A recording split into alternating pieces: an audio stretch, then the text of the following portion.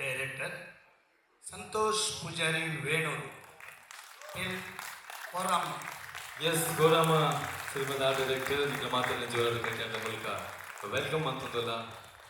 Ladies and gentlemen, put your hands together for Santosh Pujari, the award winner for Best Art Direction.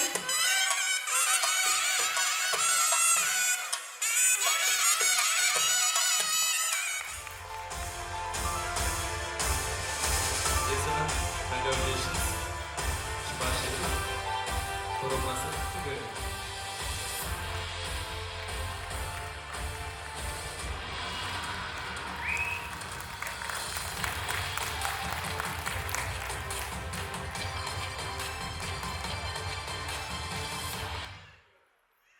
Yes, Santosh, ಪಾತ್ರರಿತ್ತು ಅವರನ್ನು ಬಿನ್ನೈನಿಗೆ.